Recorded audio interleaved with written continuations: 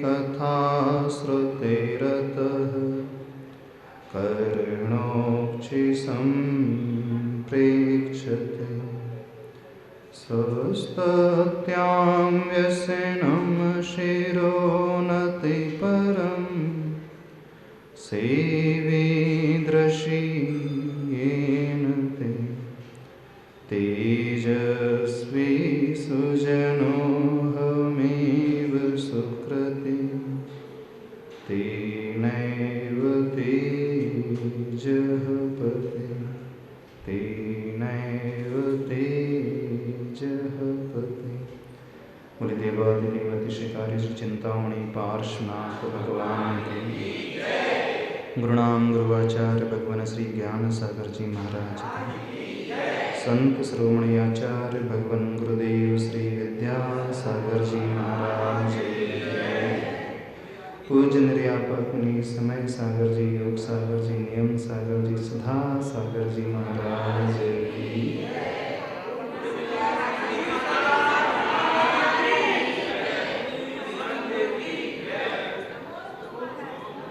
चातुर्मास जब आगरा में हुआ था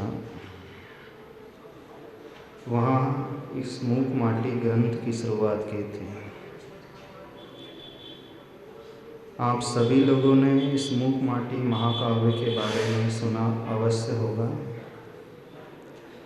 पूज्य आचार्य भगवान की एक अनुपम कृति, एक अद्भुत कृति, एक ऐसी रचना जिसे व्यक्ति यदि ध्यान से पढ़े और सुने तो वह अंदर तक हिल उठेगा। आचार्य भगवान का एक अनूठा चिंतन, एक ऐसा महाकाव्य जो हर एक संसारी व्यक्ति को बदलने के लिए एक मील का पत्थर साबित होता है। जब जब महाकाव्य का नाम सुनते हैं तो प्रायः लोगों की धारणा होती है कि ये बहुत कठिन होगा। प्रायः आप लोगों ने संस्कृत महाकाव्यों के बारे में सुना होगा। व्यक्ति यही सोचता है कि ये सब हमारे समझने से बहुत दूर है, हमारे समझने की बस की बात नहीं है। ऐसी धारणा यदि आप लोगों के मन में बैठी है तो उसे निकाल देना। यह महाकाव्य आचार्य भगवान ने हिंदी में लिखा हुआ है। यहाँ से आना जाना बंद कर दो, टेबल में लगा।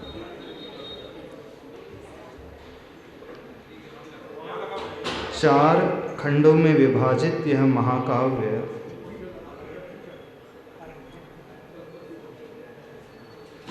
प्रथम खंड जिसका नाम शंकर नहीं वर्ण लाभ पूरा हो चुका था। दूसरा खंड शब्द सो बोध नहीं और बोध सो शोध नहीं, यह दूसरा खंड चल रहा था। अब आप लोग कह सकते हो कि महाराज जी हमने शुरुआत से तो सुना नहीं, पढ़ा नहीं, तो हमें क्या समझ में आएगा। ऐसी धारणा भी नहीं बनाना। प्रत्येक पृष्ठ इस महाकाव्य का चाहे हम कहीं से भी पढ़ें, विषय बहुत अच्छे से क्लियर हो जाएगा। किसी भी काव्य को सुनने अथवा पढ़ने से पहले हर एक व्यक्ति को सर्वप्रथम यह जान लेना चाहिए कि रचना, इसका राइटर कौन है, लेखक कौन है। जब हम लेखक का परिचय प्राप्त कर लेते हैं, उसकी महत्ता समझ लेते हैं, तो बहुत आसानी से अंदाज़ा लगा सकते हैं कि रचनाकार की रचना भी उतनी ही अद्भुत होगी। तो आचार्य भगवान ने यह काव्य रचा है और इस काव्य में जो विषय है, एक माटी से कलश को बनाने की यात्रा का विषय है। माटी तो उपलक्षण है, एग्जाम्पल है, लेकिन जिसके लिए यह दृष्टांत एग्जाम्पल दिया जा रहा है वो और कोई नहीं है, हम और आप, हर एक संसारी व्यक्ति है। तो तो जैसे माटी पद दलित मानी जाती है, पैरों के नीचे कुचली होती है, कुचली जाती है, उस स्थिति में वो सबसे निचली अवस्था में होती है। लेकिन जैसे जैसे माटी को परिष्कृत किया जाता है, उसमें रहने वाली विकृतियों को दूर किया जाता है, कंकड़ पत्थर आदि निकाले जाते हैं, उसे एक रूप दिया जाता है, एक आकार दिया जाता है, तो वह माटी कलश का एक स्वरूप ग्रहण कर लेती है।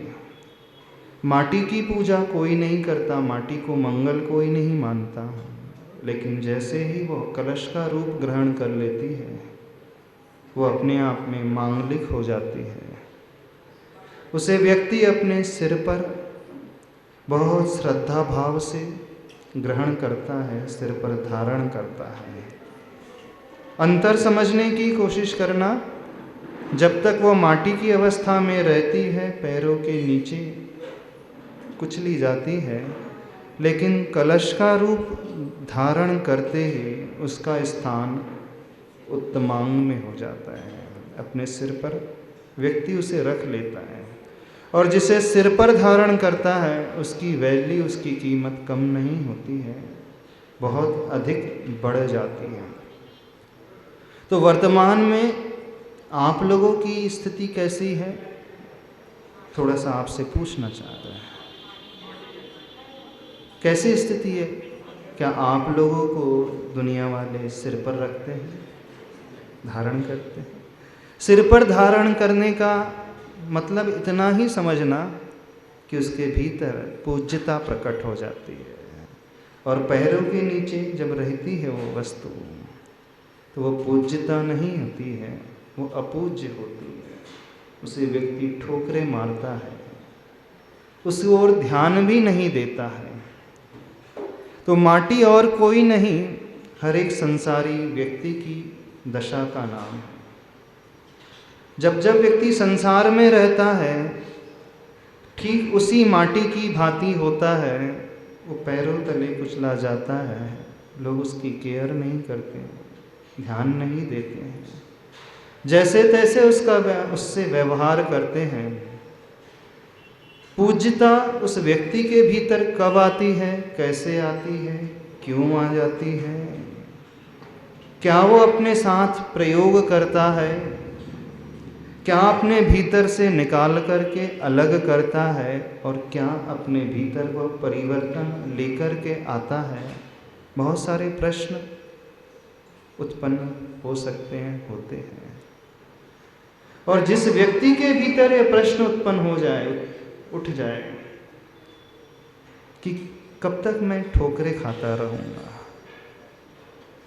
कब तक मैं लोगों के पैरों के नीचे रहूँगा, कब तक मेरे जीवन की दशा इतनी निचले स्तर की रहेगी, आखिर कब तक मैं इस प्रकार का जीवन जीता रहूँगा।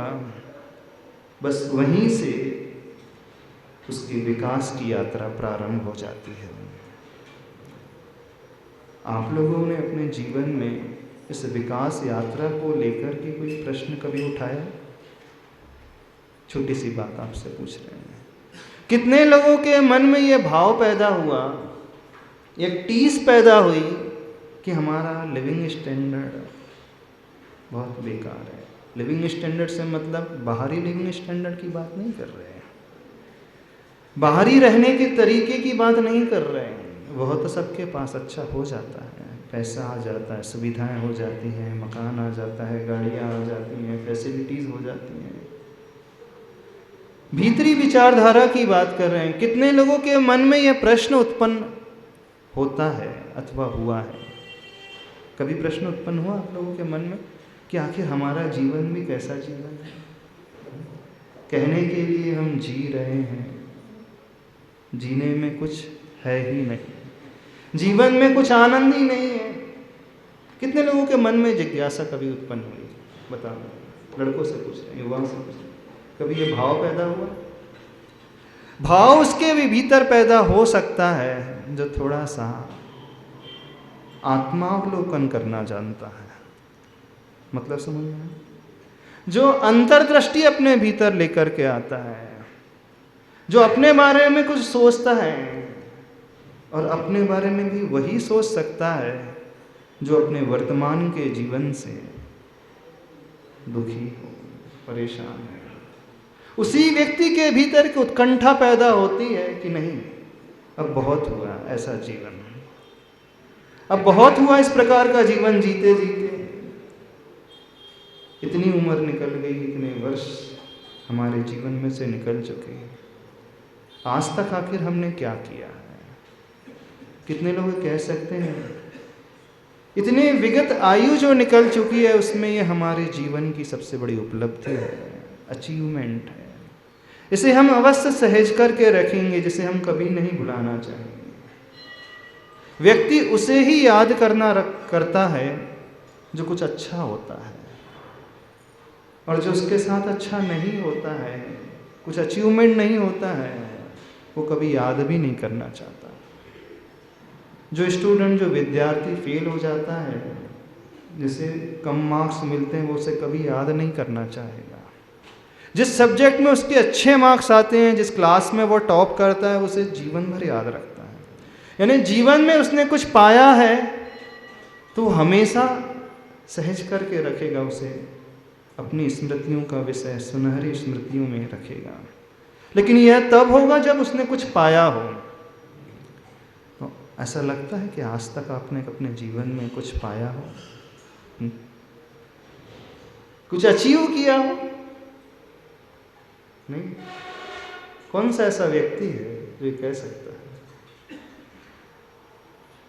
कोई 40 साल के होंगे, कोई 50 वर्ष के बैठे होंगे, किसी की उम्र के 70-80 भी निकले होंगे, किसी के 20 निकले होंगे। इतनी लंबी एज निकल चुकी, इतना लंबा समय, टाइम पीरियड निकल चुका है आपकी ज़िंदगी का। क्या ऐसा है जिसे आप बड़े फक्र से कह सकते हैं, स्वाभिमान से कह सकते हैं कि नहीं, ये हमारे जीवन की उपलब्धि है? किसी ने भी कुछ नहीं पाया, क्यों अध्यक्ष बन गए? हाँ, अध्यक्ष बन गए तो ये उपलब्धि गिन गए। ये तो बाहरी उपलब्धि हो गई। हम बाहरी नहीं, हम भीतरी बात कर रहे हैं। भीतरी उपलब्धि भी तब होती है जब सर्वप्रथम वर्तमान की परिस्थिति को देख कर के उसके मन में एक टीस पैदा हो, नहीं बहुत हुआ, जिस प्रकार का जीवन का ढंग अभी वर्तमान का हमारा है उसमें कुछ भी अच्छा सा नहीं है। अब मुझे अपने भीतर परिवर्तन लाना है, बदलाहट लाना है। बस ये प्रश्न यदि भीतर जाग गया तो समझना वो हमारे जीवन की शुरुआत है। क्योंकि जीवन बदलता बाद में है, दिशा बाद में बदलती है, ऊंचाइयों को हम बाद में छूते हैं। सर्वप्रथम जो टर्निंग पॉइंट होता है लाइफ का, जहां से पूरा मोड़ व्यक्ति लेता है, जैसे गाड़ी यू टर्न लेते हैं ना, पूरा 180 डिग्री का मोड़ हो जाता है, तो वो टर्निंग पॉइंट तब उत्पन्न होता है जब उसके मन में ये भाव पैदा होता है। बस एक बार भी भाव पैदा हो गया तो समझना अब हमारा भविष्य कुछ अलग ही होगा। जो अतीत था वो बिल्कुल डिफरेंट था, वर्तमान तो जी ही रहे हैं, लेकिन जो भविष्य होगा, जो फ्यूचर होगा, कुछ अलग ही होगा, और वह भविष्य सुंदर होगा, उज्जवल होगा। उस भविष्य में बहुत सारा कुछ पाने को होगा, लेकिन उसकी शुरुआत इस उत्कंठा से होती है, इस प्रश्न से होती है। और यह प्रश्न भी तब उत्पन्न होता है जब व्यक्ति स्वयं का अध्ययन करता है, स्वयं को देखता है, स्वयं को परखता है। बात समझ में आ रही नहीं आ रही? अभी तक का जीवन कैसा रहा है? हर व्यक्ति पर को देख रहा है, दूसरों को देख रहा है, उसका स्टैंडर्ड भी दूसरों के अनुसार होता है ना? नहीं होता? आपको घर कैसा बनाना, दूसरे के घर को देख करके आप तुलना करते हो, फिर वैसा घर बनाते हो। गाड़ी कौन सी लेना तो दूसरों को देख करके, ड्रेस कौन सी पहनना, सब कुछ जो है पर को देख करके चल रहा है। नहीं, अपने अंतःकरण से स्वतः से कुछ उत्पन्न होता है। सोचना, आप जो भी कार्य कर रहे हो सवेरे से लेकर रात तक, जो भी XYZ जो भी करते हो, खाना का हो, पीने का हो, घूमने का हो, पहनने का हो, रहने का हो, जो भी आप जुटाने की कोशिश करते हो, उसमें आपका बेंचमार्क पर होता है, दूसरा होता है। उसको देख करके, वैसे दूसरों को देखना बुरा नहीं है, बशर्ते सामने वाला बहुत ऊंची पोजीशन पर बैठा हो। हम भी दूसरों को देखते हैं, आचार्य भगवान भी दूसरों को देखते हैं। वे किसे देखते हैं? वे भगवान को देखते हैं। क्योंकि जब तक हम दूसरों को देखेंगे नहीं, हमें समझ में नहीं आएगा। लेकिन हर व्यक्ति ने अभी तक जो दूसरा अपने सामने स्थापित किया है, वो वास्तव में ऊंचे में नहीं बैठा है, ऊंचे स्थान पर नहीं बैठा है, वो बहुत निचले स्थान पर बैठा है। लेकिन उस निचले स्थान पर जो बैठे हुए व्यक्ति को व्यक्ति ने गलत बेंचमार्क बना लिया है। यहाँ सबसे बड़ी गलती हो रही है। आप लोगों का जो भी आइडियल होगा, जो भी आदर्श होगा, क्योंकि हर एक व्यक्ति का कोई आदर्श होता है, आइडियल होता है, जिसे आप देखते हैं तो सोचते हैं कि नहीं उस जैसा बनना है, उतना कमाना है, उस जैसा घर चाहिए, उस जैसा सारा का सारा उस जैसा चाहिए। तो हर एक व्यक्ति चुनता है अपने जीवन काल में एक आइडियल को, एक आदर्श को। लेकिन आप लोगों का चुनाव सही नहीं है, गलत है, हम ये कहना चाह रहे हैं। और जिसके भीतर ये प्रश्न उत्पन्न हो जाता कि नहीं, मुझे अपना विकास करना है, कुछ अपने जीवन में परिवर्तन करना है, तो सर्वप्रथम वो एक ऐसे आदर्श को चुनता है जो सबसे ऊंचे स्थान पर बैठा है। और वो आदर्श कौन है?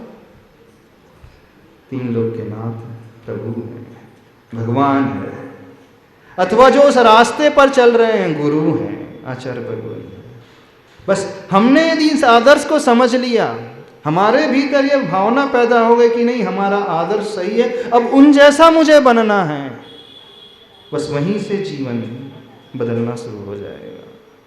और यह नहीं पैदा हुआ तो समझना जीवन में कुछ नहीं है। बात समझ में आ गई कि नहीं? तो अभी वर्तमान का जीवन कैसा है सबका? प्रायः उस माटी के जैसा है जो पददलित है, पैरों के नीचे आने वाली है। बस इसी सोच को लेकर के पूज्य आचार्य भगवान गुरुदेव ने इस मूक माटी महाकाव्य को लिखा है। बहुत करुणा करके लिखा है।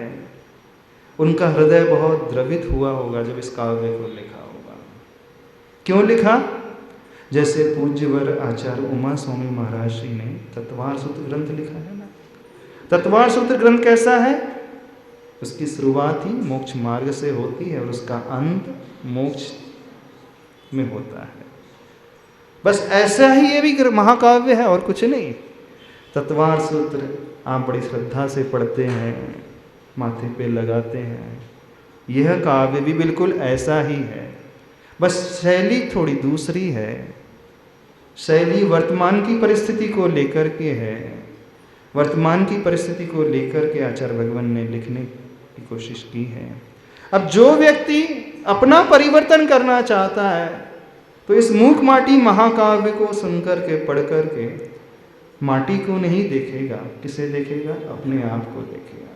माटी की जगह पर मैं हूँ, अभी मैं किस प्रकार का जीवन जी रहा हूँ? तो लोगों के पैरों के नीचे आने वाली स्थिति है। ऐसे ही है ना?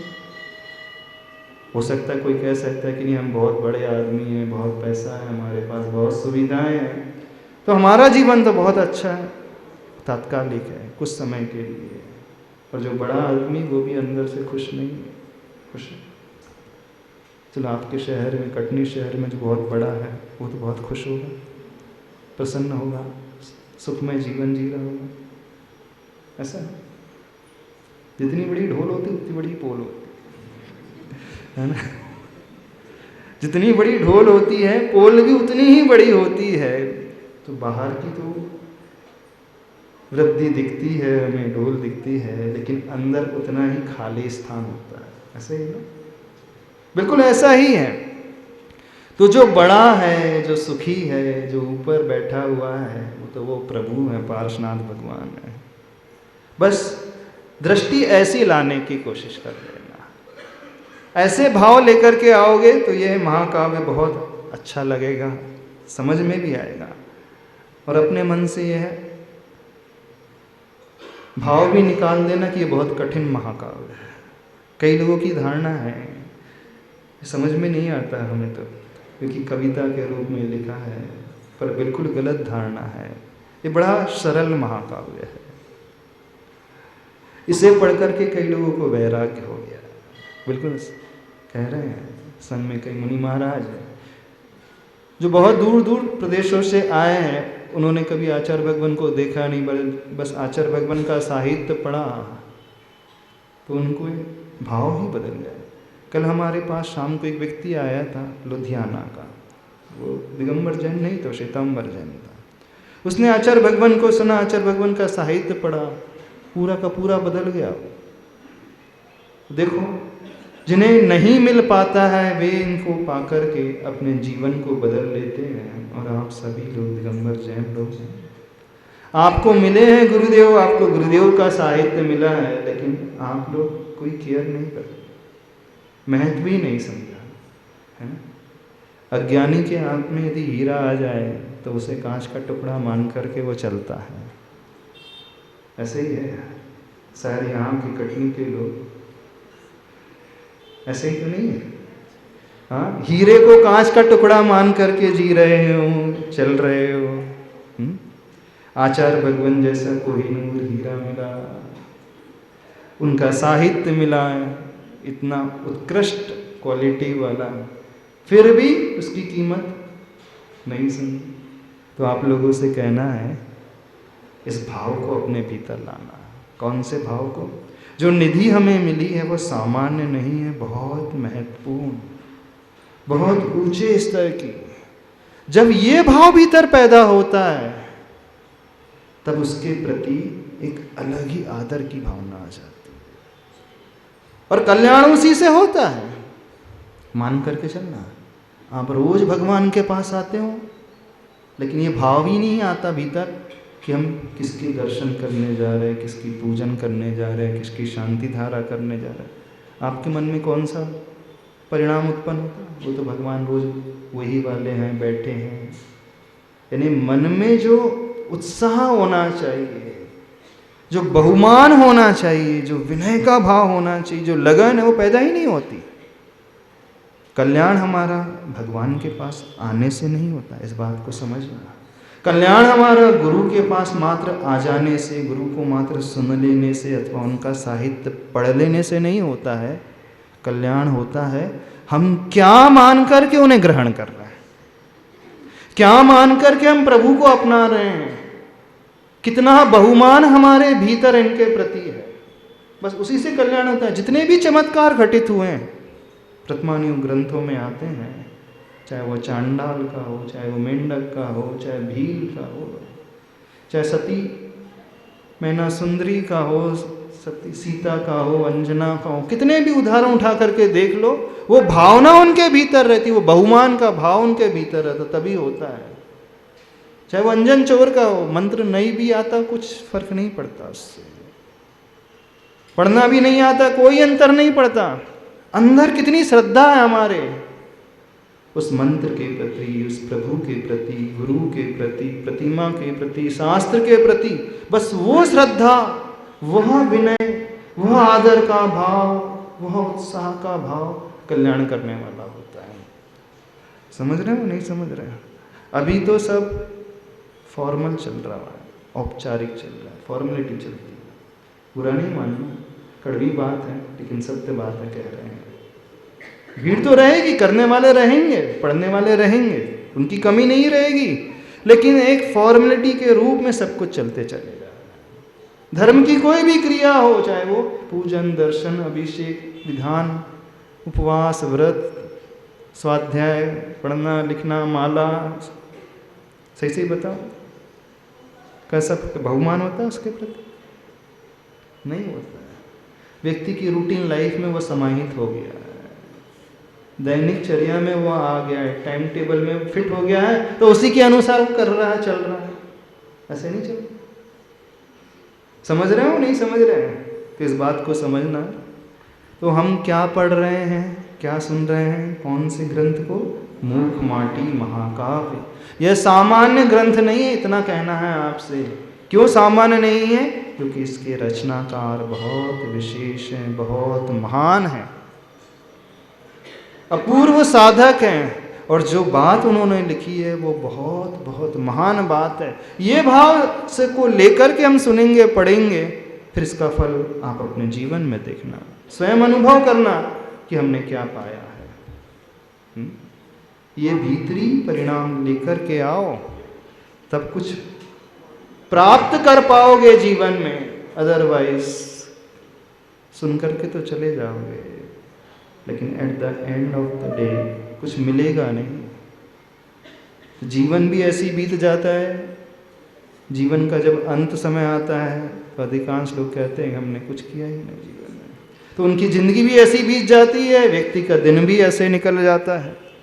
तो हम इतना कहना चाह रहे हैं, न तो आपका दिन इस प्रकार से निकले और न ही आपकी ज़िंदगी इस प्रकार से बीते। तो ज़िंदगी में भी कुछ होना चाहिए, और ज़िंदगी में तब कुछ होता है जब हम प्रतिदिन कुछ अच्छा सा करते हैं। और वह करते कब हैं? जब हम कुछ सोचते हैं, कुछ चिंतन करते हैं।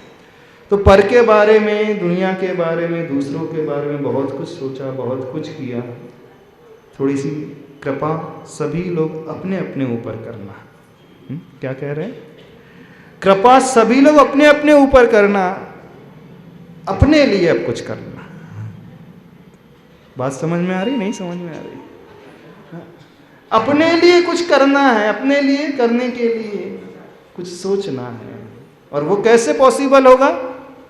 स्व का अध्ययन करने से, स्वयं को परखने से, स्वयं के बारे में देखने से, स्वयं के बारे में जानने से। और वो कैसे संभव होगा? जब हम स्वयं का विश्लेषण करेंगे, सेल्फ एनालिसिस करेंगे, फिर देखना जीवन कैसे बदलता है। कैसे? अभी तो पर को देखते हैं, पर के बारे में कमियां निकालते हैं, वो क्या कर रहा है, क्या नहीं कर रहा है, उसका जीवन कैसा चल रहा है, पूरा दिन इसी में निकल जाता है। स्वयं के बारे में कोई भी अध्ययन नहीं करता। कितने लोग अच्छा स्वयं का अध्ययन करते हैं?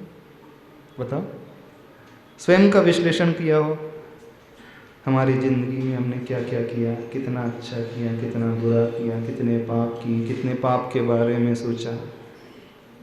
चलो ज़िंदगी की तो बहुत दूर रही, दिन में सोच लेते हो आज का दिन हमारा कैसा रहा, कैसा बीता।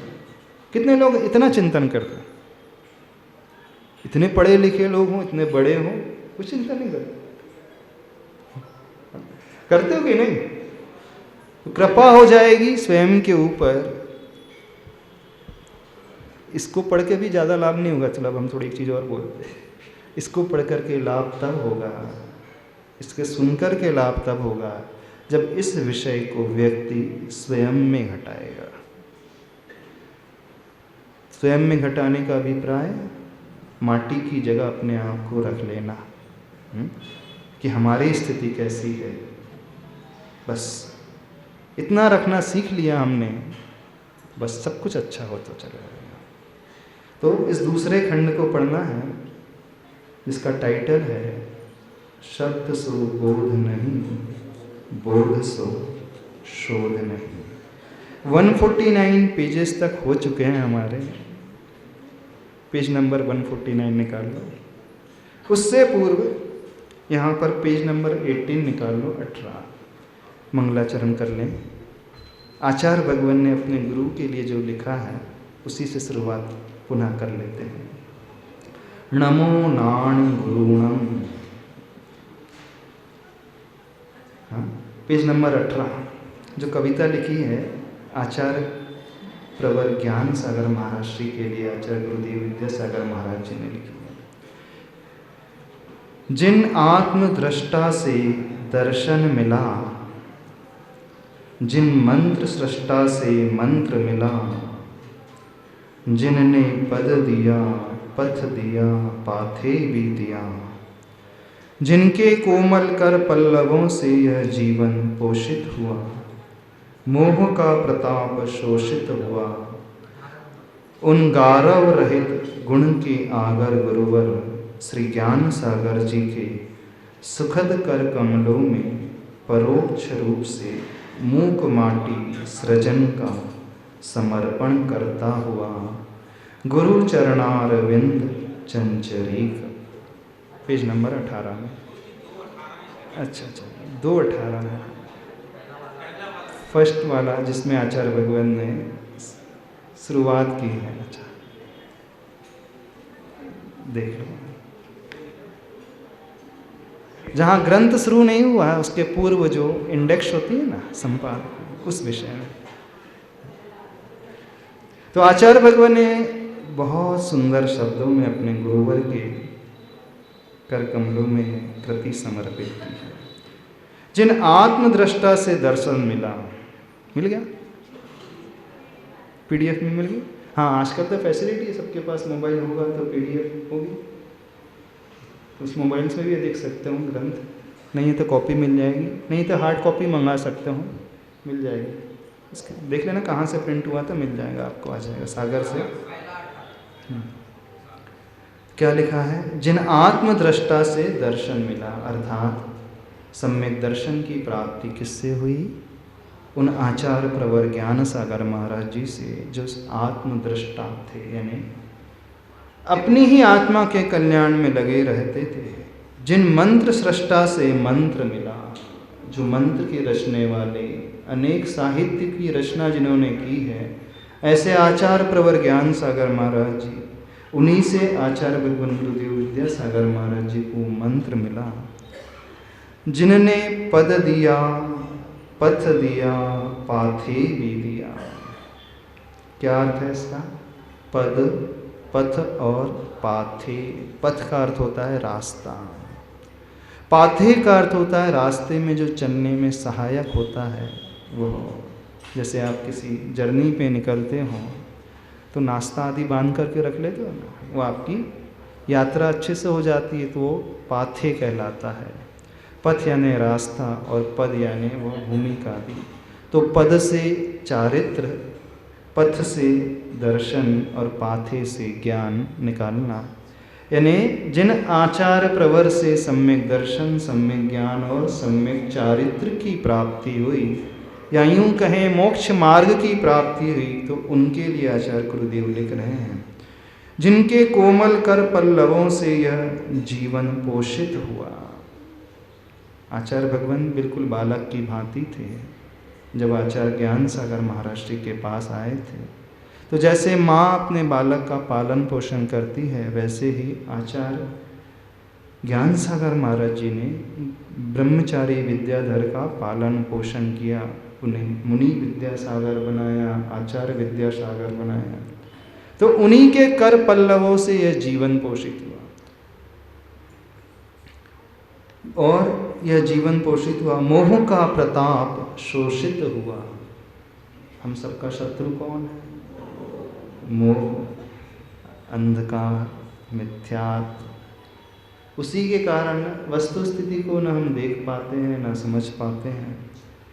तो संसार की वस्तु स्थिति को जानने के लिए, अपने जीवन को समझने के लिए, पहले सभी लोगों को अपने मोह को सुखाना पड़ेगा, कम करना पड़ेगा। मोह से मतलब वो राग है, वो द्वेष है, कषाय के भाव हैं, ममत्व मात्सर्य के भाव हैं, अहम का भाव है, क्रोध का भाव है, मान का भाव है, न जाने कितने प्रकार के भाव हैं, अच्छे और बुरे, सब मोह के श्रेणी में आ जाते हैं। उन गारव रहित गुरु के आगर, गुण के आगर गुरुवर श्री ज्ञान सागर जी के सुखद कर कमलों में परोक्ष रूप से मूक माटी सृजन का समर्पण करता हुआ। आचार्य ज्ञान सागर महाराज जी बहुत महान थे, बहुत सारी कलाएं उनके भीतर थी, बहुत सारे गुण उनके भीतर थे, बहुत बड़े विज्ञानी विद्वान थे, बहुत उत्कृष्ट चारित्र के भी धारक थे। बहुत सारे संघों में उन्होंने उपाध्याय जैसा कार्य किया। बड़े बड़े संघों में उन्होंने मुनिराजों को ब्रह्मचारी अवस्था, पंडित अवस्था में पढ़ाया, चाहे आचार्य धर्म सागर जी हो, चाहे आचार्य वीर सागर जी हो, आचार्य शिव सागर जी हो, वर्तमान में जो बड़ी बड़ी आरिकाएँ हैं, ज्ञानमती हैं, जो विशुद्धमती हो गई, सबको आचार्य ज्ञान सागर महाराज जी ने अध्यापन कराया। यानी इतने महान, इतने विद्वान थे, इतने गुणवान थे, सब कुछ होते हुए भी उनके भीतर रंच मात्र भी गारव यानी गर्व नहीं था, अभिमान बिल्कुल भी नहीं था। कहा जाता है जो व्यक्ति जितना महान बड़ा होता है वह उतना ही डाउन टू अर्थ होता है, उतना ही विनयशील होता है, उतना ही झुका हुआ होता है। तो जो बड़े लोग हैं उनसे कहना है, बड़प्पन किस में होता है? अकड़ने में नहीं होता है। बड़प्पन जो होता है विनय भाव में, विनयशीलता में, झुकने में होता है? इस बात को सभी लोग समझ लें। तो उन सुखद कर कमलों में परोक्ष रूप से इस मूक माटी महाकाव्य का सृजन हुआ और उन्हीं के कर कमलों में आचार्य भगवान ने इस काव्य को, इस ग्रंथ को समर्पित किया। अब हम शुरू से प्रारंभ नहीं कर रहे हैं, नहीं तो वह पिष्ट पेशन जैसा हो जाएगा। 149 पेजेस हमारे हो चुके हैं। अब आप लोग कहोगे महाराज जी हम क्या करें? तो वो सुन लेना, यूट्यूब में मिल जाएंगे आपको, पूरे वीडियोस हैं, पूरे प्रवचन हैं, पूरा समझाया है। उसके आगे की यात्रा आज से यहाँ प्रारंभ कर रहे हैं। द्वितीय खंड, उसका शीर्षक है शब्द सो बोध नहीं, बोध सो शोध नहीं। बड़ा गजब का टाइटल आचार्य भगवान ने दिया है। जो व्यक्ति इसके टाइटल को पढ़ेगा तो बहुत कुछ उसे स्वयं ज्ञान हो जाएगा क्या इसके भीतर बड़ा है। हाँ, इसमें शायद ना मिले आपको, लेकिन इसका टाइटल है शब्द सो बोध नहीं। इसको थोड़ा सा और एक्सप्लेन कर दें। बोध का अर्थ होता है ज्ञान। हाँ, आगे आ रहे हैं 149 में हम आ रहे हैं, फिर बाद में पढ़ना है। पहले इसके शीर्षक को बता दें। बोध का अर्थ ज्ञान, यानी जो हम पढ़ते मात्र हैं यह मत समझ लेना कि हमें ज्ञान हो गया। पढ़ना तो बुद्धि से होता है, दिमाग से होता है, लेकिन ज्ञान कुछ अलग ही होता है। ज्ञान कैसा होता है? जहाँ व्यक्ति के भीतर विवेक जागृत होता है तो जो उसने पढ़ा है, सुना है, उसे अपने जीवन में वो ढालने की कोशिश करता है, उतारने की कोशिश करता है। और जहाँ वो पूर्णता को पा जाता है तो वही बोध, वही ज्ञान जो है शोध का विषय, रिसर्च का विषय बन जाता है। अभी सभी लोग सिर्फ पढ़ते हैं, इंद्रियों से, इंद्रियों के उपयोग से, कान से सुनते हैं अथवा आँखों से देख कर के पढ़ लेते हैं। और पढ़ कर के, सुन कर के हो सकता है वो स्मरण भी कर लें, याद भी कर लें, लेकिन कोई आवश्यक नहीं जो उन्होंने पढ़ा हो, जो लिखा हो, जो सुना हो, जो देखा हो, उसके अनुरूप उनका जीवन बन गया हो। एक प्रश्न छोटा सा पूछ लें सर, पाप कितने होते हैं? सबको याद है? सबको याद है? नाम कौन बताएगा? हाँ, कौन कौन से? हिंसा, झूठ, चोरी, कुशी, परिग्रह। सबको याद है? सबकी बुद्धि का विषय है। ज्ञान का विषय कितने लोगों का है? पाप करने से क्या होता है? दूसरा प्रश्न। व्यक्ति कहाँ जाता है? नरक जाता है। सबको पता है? कितने लोग पाप कर रहे हैं और कितने लोगों ने पाप करना छोड़ दिया? छोटी सी बात है। सबको पता है ना पाप करना बुरा है? नहीं पता? पाप करना चाहिए कि नहीं करना चाहिए? अब जो पाठशाला में जाते हैं ना बच्ची, वो भी बोलेंगी पाप करना चाहिए कि नहीं करना चाहिए। कितने लोग ये बोलते हैं पाप करना चाहिए? कोई बोलेगा? तो सभी लोगों की एक ही राय है, सहमत है ना, पाप नहीं करना चाहिए। तो फिर कितने लोगों ने पाप छोड़ दिया है? समझ में आ रही बात? नहीं समझ में आ रही? तो शब्द तो पढ़ लिया, सुन लिया, लेकिन वह बोध का विषय नहीं बना। और जो पूर्ण रूप से उसमें निष्णात हो जाता है, जो पढ़ा है उसने अक्षर से अपने जीवन में ढाल लेता है, समझना वो उसके शोध का विषय बन गया। यानी सिंपल शब्दों में कहे, जो हम पढ़ते हैं यदि हम उसे अपने आचरण में लेकर के आ रहे हैं तो समझना हमारा ज्ञान सम्यक ज्ञान हो गया और वह बोध शोध में परिवर्तित हो गया जब वो चरित्र का विषय पूर्ण रूप से बन जाएगा, रिसर्च का विषय बन जाएगा। थोड़ा सा आप लोगों को झिझक होगी, तो सभी लोगों से कहना है डरना बिल्कुल नहीं। यह मत समझना कि महाराज जी क्या सोचेंगे, महाराज जी दंडित कर देंगे अथवा रुष्ट हो जाएंगे, गुस्से से बढ़ जाएंगे, ऐसा बिल्कुल नहीं सोचना। जो भी ना समझ में आए तो पूछ लेना, विषय उसके बाद ही क्लियर होगा, अन्यथा विषय क्लियर नहीं होगा। अब थोड़ा सा अपन विषय को ले लेते हैं, नहीं तो 1 घंटा ऐसे निकल जाएगा। आप बोलोगे महाराज जी आपने कुछ एक लाइन भी नहीं पढ़ाई, हमारा टाइम तो ऐसे निकल गया। क्योंकि पहला दिन था, थोड़ी सी भूमिका बना रहे थे। हाँ चलिए, तो आचार्य भगवान ने इस कृति की रचना की है, इस महाकाव्य की रचना की है। ये ऐसा महाकाव्य है जिस पर 300 से ज़्यादा रिसर्च हो चुके हैं, पीएचडी हो चुकी हैं, डीलिट आदि हो चुकी हैं। कई अजैन विद्वान जो है इसके विषय में बहुत कुछ लिख चुके हैं। जो इस महाकाव्य को पढ़ता है वो हतप्रभ रह जाता है। इस कारण हतप्रभ रह जाता है क्योंकि आचार्य भगवान मूल रूप से कन्नड़ भाषी थे, कर्नाटक प्रांत के थे।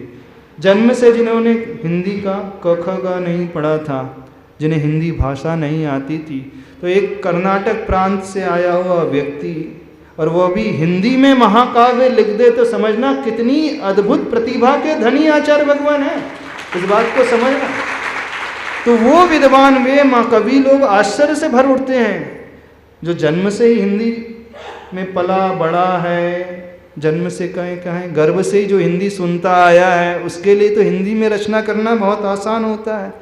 लेकिन जिसने कभी सुना नहीं, 20 वर्ष कोई शब्द जिसके कान में पड़े ना, और वो इतने अच्छे से साहित्यिक भाषा में किसी काव्य को लिख करके दुनिया के सामने उपस्थित कर दे, तो कोई वह सामान्य व्यक्तित्व नहीं, बहुत ज्ञानी ध्यानी आचरणपरक। दूसरी बात और एक बताना चाहते हैं, अन्य जो महाकाव्य होते हैं वह सिर्फ मन को लगाने वाले होते हैं, लेकिन ये महाकाव्य मन का नहीं है, ये आत्मा को ऊपर उठाने वाला महाकाव्य है। इससे हमारे जीवन की दशा बदल जाएगी, हमारी आत्मा जो है शुद्ध हो जाएगी। एक ऐसा महाकाव्य है, मन बहलाने के लिए नहीं। आप जो है कॉमिक्स पढ़ते हैं, उपन्यास पढ़ते हैं, टाइम पास के लिए पढ़ते हैं। बहुत सारे जिनको पढ़ने की रुचि होती है वो इसीलिए पढ़ता है, उससे बुद्धि तो मिल जाएगी लेकिन उसका जीवन नहीं बदलता है। लेकिन ये महाकाव्य उपन्यास नहीं है, टाइम पास नहीं है, ये महाकाव्य जो है मुख्य रूप से हमारी आत्मा को परिष्कृत करने वाला, सुधारने वाला महाकाव्य है। इस धारणा को लेकर के यदि इसे सुनोगे पढ़ोगे तो हमारा तो पूरा विश्वास है आपका जीवन आमूल चूल परिवर्तित हो जाएगा, आपकी सोच बदल जाएगी, सब कुछ बदल जाएगा। बस इसी उद्देश्य को लेकर के, इसी पर्पस को लेकर के इस काव्य को पढ़ना है। तो पेज नंबर 149 में जो वर्णन चल रहा था, हाँ जी, नहीं सब में 149 एक ही है। अभी तक इसमें जो वर्णन हुआ था, एक कुंभकार है जो नदी के तट से माटी को लेकर के आता है और वह माटी को फिर छानता है, उसमें से कंकड़ आदि निकालता है। ये पूरा का पूरा संवाद जो है पहले खंड में निकल चुका है। और उस कुंभकार का मूल उद्देश्य जो है माटी से कलश बनाना है। तो वो कलश बनाने की प्रक्रिया चल रही है। वो कलश कैसे बनाता है, पहले माटी को लाता है, छन्नी में छानता है, फिर कुएं से पानी निकालता है, फिर पानी को छानता है, फिर बिलछानी डालता है, जीवों की रक्षा करता है, फिर अनुपात से इस माटी में पानी मिलाता है, फिर लौंदा बनाता है। यहाँ तक की यात्रा लगभग हमारी हो चुकी है, उसके बाद की यात्रा यहाँ पर चलने वाली है। तो इसमें इस महाकाव्य में कुछ पात्र हैं। मेन पात्र जो है कुंभकार है और जिसके लिए वो पुरुषार्थ कर रहा है वह माटी है। तो कुंभकार उस गुरु की भांति है और माटी हम सब संसारी की भांति है। तो जैसे कुंभकार माटी में से कलश निर्माण करता है, ऐसे ही गुरु महाराज जो हैं हमारे जीवन से उन विकृतियों को दूर करते हैं, उपदेश देकर, शिक्षा देकर, दीक्षा देकर के, और जो गलतियां हमारे भीतर हो जाती हैं उसको दूर करते हैं, प्रायश्चित आदि देकर के। इस प्रकार से अपने जीवन में घटाने की कोशिश करना। तो मुख्य पात्र जो है कुंभकार है और एक माटी है। तो आचार्य भगवान ने, वैसे माटी बोलती नहीं है लेकिन मुख माटी में माटी भी बोलेगी। और इसके अलावा बहुत सारे पात्र हैं। कौन से पात्र हैं? प्रकृति पात्र है, बादल पात्र है, पानी पात्र है। उस कुंभकार के भीतर उठने वाले भिन्न भिन्न भाव भंगिमा जो है पात्र हैं, तो उन पात्रों को आचार्य भगवान ने इस काव्य में संयोजित किया है। तो यहाँ वर्णन है, चल रहा है एक प्रकृति माँ का, कुंभकार का, शिल्पी यानी वो कुंभकार है और माटी का है। तो पेज नंबर 149 निकाल लो। अब उसकी बात से यात्रा शुरू कर रहे हैं। देखें, माटी जो है, प्रकृति माँ जो है उसे समझा रही है। देखना, निकालिए 149, उसका लास्ट पैरा तक अपना वर्णन हो चुका है। अब आपको यदि इसके पहले सुनना है तो आपको मिल जाएगा विषय, ठीक है। हम यहाँ से शुरू कर रहे हैं। जीवन को मत ऋण बनाओ, प्रकृति माँ का ऋण चुकाओ। Second last para. अपना ही ना अंकन हो, पर का भी मूल्यांकन हो, पर इस बात पर भी ध्यान रहे, पर की कभी न वांछन हो, पर कभी न लांछन हो। जीवन को मत ऋण बनाओ, प्रकृति माँ का न मन दुखाओ। वर्णन चल रहा है प्रकृति माँ और माटी शिल्पी का। वो प्रकृति माँ समझा रही है कि जीवन को क्या बनाना है और क्या नहीं बनाना है। अपना ही ना अंकन हो, पर का भी मूल्यांकन हो, पर इस बात का भी ध्यान रहे, पर की कभी ना वांछन हो, पर कभी ना लांछन हो। कुछ समझ में आया? यानी व्यक्ति को इतना सेल्फिश अकेले नहीं होना चाहिए कि वह सिर्फ अपने बारे में ही सोचे। पर अपना ही ना अंकन हो, मतलब मात्र अपने लिए ही वो ना जिए, पर का भी मूल्यांकन हो, यानी अन्य उसके आश्रय में रहने वाले जो लोग हैं, परिवार में रहने वाले लोग हैं, समाज में रहने वाले लोग हैं, आपस में उठने बैठने वाले लोग हैं, ने सामने वाले को भी वो स्थान देना सीखे, उसकी भी वो कद्र करना सीखे, उसके विचारों को समझने की वो कोशिश करे। पर इस बात का भी ध्यान रहे कि पर की कभी ना वांछन हो, वो देना तो सीखे, उसके बदले में कुछ वांछा वो, इच्छा वो ना रखे। यदि हम किसी की मदद कर रहे हैं तो इस उद्देश्य से नहीं कि आज मैं उसे दे रहा हूँ तो भविष्य में मुझे कुछ देगा, ऐसी इच्छा नहीं होना चाहिए। और न ही पर कभी लांछन हो, यानी पर को वह दोष न दे। यह विषय हो चुका था, अब मूल रूप से अपना विषय आगे बढ़ रहा है। जीवन को मत रण बनाओ, प्रकृति माँ का न मन दुखाओ। यानी हमारा जीवन एक रण क्षेत्र की भांति मात्र लड़ाई झगड़े में, आपसी विसंवाद में, क्लेश में न बीते, और ना ही हमें किसी को ये दुख के मन को दुखाना है। यहाँ तक का विषय हो चुका है, ठीक है। अब पेज नंबर 150 वहाँ निकालने, यात्रा यहाँ से प्रारंभ हो रही है। कठिन तो नहीं लगेगा ग्रंथ? हम कोशिश करेंगे सरल बनाने की, जितना हो सकता है उतना बनाएंगे। हाँ। जीवन जगत क्या आशय समझो, आशा जीतो, आशा को ही पास समझो, फिर गंभीर हो कुछ और कहती माँ करुणा। जीवन, इस संसार क्या है, इसके आशय को, उद्देश्य को समझो, आशा को जीतो। आप लोगों ने सोचा कभी आपका संसार कैसा? कितने लोगों ने अपने जीवन के आशय को समझा? आशय वर्ड का मीनिंग मालूम? आशय मीन्स पर्पस, उद्देश्य। कितने लोगों के जीवन का उद्देश्य? बड़ा प्रश्न कर लिया हमने।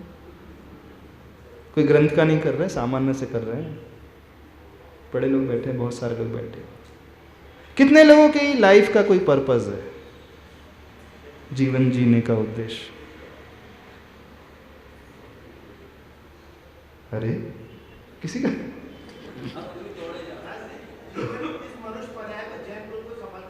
जैन कुल, फिर तू ये सब पढ़ी पढ़ाई बातें हैं, सब शांत रख दो। आपके जीवन का रियल लाइफ जो है उसकी बात करो। जीवन का आशय क्या है आपका, उसे समझना है, आशा को जीतना है। देखो ये ऐसा काव्य है, यदि एक एक शब्द के ऊपर ध्यान दिया जाए तो एक एक घंटा निकल जाएगा, फिर हमारा ग्रंथ आगे नहीं बढ़ पाएगा। इसका हम ज़्यादा डिटेल में नहीं जा रहे हैं। बस हमारा उद्देश्य यह है कि प्रश्न उठाना सीखो लाइफ में, स्वयं से प्रश्न उठाना सीखो, स्वयं से प्रश्न करना सीखो। जो व्यक्ति प्रश्न उठाना सीख गया, बहुत कुछ बदल जाएगा। पूज्य आचार्य भगवान एक ही बात कहते हैं। एक छोटी सी घटना बता देते हैं, एक संस्मरण बता देते हैं, फिर समय हो रहा है, छोड़ना है इतना टाइम, क्योंकि टाइम टू टाइम चलना है। जीवन में उत्तर महत्वपूर्ण है कि प्रश्न महत्वपूर्ण है? हाँ, क्यों? प्रश्न महत्वपूर्ण है कि उत्तर महत्वपूर्ण है? हाँ? उत्तर के पीछे भाग रहे हो, लेकिन किस प्रश्न का उत्तर चाहिए? प्रश्न कैसे लिखा जाता है? क्वेश्चन मार्क होता है, प्रश्न चिन्ह देखा है आपने? कैसा होता है? ऐसा होता है, नीचे एक डॉट होता है। जब कोई आंसर लिखा जाता है तो उसके आंसर की समाप्ति के बाद क्या लिखा जाता है? फुल स्टॉप होता है। और क्वेश्चन मार्क में क्या होता है? क्वेश्चन और नीचे एक प्रश्न। यानी हर प्रश्न अपने भीतर एक उत्तर छिपाए हुए रहता है, कहने का उद्देश्य है। यदि जो क्वेश्चन मार्क को पढ़ना लिखना समझ लेगा, प्रश्न चिन्ह को पढ़ना सीख लेगा, तो प्रश्न चिन्ह ऐसा और उसके नीचे फुल स्टॉप, यानी हर समस्या के भीतर अपनी समाधान छिपा हुआ होता है, ये कहने का अभिप्राय है। समाधान से ज्यादा महत्वपूर्ण प्रश्न चिन्ह होता है, प्रश्न होता है। तो प्रश्न उठाना जिसने सीख लिया अपने लाइफ में, उसे उत्तर तो मिल जाएगा, चिंता नहीं करना, क्योंकि प्रश्न के भीतर ही उत्तर छिपा हुआ होता है। Question mark itself says the answer lies behind him. वो खुद कहता है कि मैं आंसर, उत्तर मेरे भीतर छिपा हुआ, बस आपको देखने का नजरिया चाहिए। प्रश्न उठाना जो व्यक्ति सीख लेता है, उसकी जिंदगी अपने आप बदल जाती है। अभी तक की विचित्रता, अभी तक की विडंबना यही रही है कि 99% लोग अपने जिंदगी में कोई प्रश्न नहीं उठाते। आपको स्वयं नहीं पता आप क्यों जीवन जी रहे हो, आपके जीवन का आशय क्या है, जीवन का उद्देश्य क्या है। कितने लोगों को पता है? जो 50 साल के 60 साल के हो चुके उन्हें नहीं पता। चलो जिनके पैर कब्र में लटके उनसे पूछ लेते, हाँ, जो जाने वाले उनसे पूछ लेते, जिनको लग रहा है कि हमारा नंबर कभी भी आ सकता है। आ सकता है कि नहीं? क्यों कोमल चंद जी, कब तक जियोगे? पता नहीं ना, कभी भी जा सकते हैं। हाँ, तो जीवन का आशय क्या है? सबसे पूछ रहे हैं सामान्य रूप से। विरले लोग होते जो प्रतिमाधारी श्रावक होते, उन्होंने कुछ सोच लिया है, संलेखना पूर्वक, समाधि पूर्वक मरण करना है, लेकिन अधिकांश लोग नहीं जानते। तो बस इतना ही कहना है, जिज्ञासा अपने भीतर से पैदा करने की कोशिश करो। बाहरी जिज्ञासा है, बाहरी प्रश्न बहुत हुए, अपने अपनी जिंदगी संबंधी जिज्ञासा पैदा करना सीखो। बस वहीं से जीवन बदलता है और कहीं से जीवन नहीं बदलता है। तो आचार्य भगवान कह रहे हैं इस कविता के माध्यम से, आशय समझो आशा जीतो, आशा ही को, आश को ही पाश समझो। पाश का अर्थ होता है जाल। जाल में जैसे वो जीव, पक्षी आदि फंस जाते हैं, ऐसे ही संसारी व्यक्ति जो है किस में फंसा हुआ है?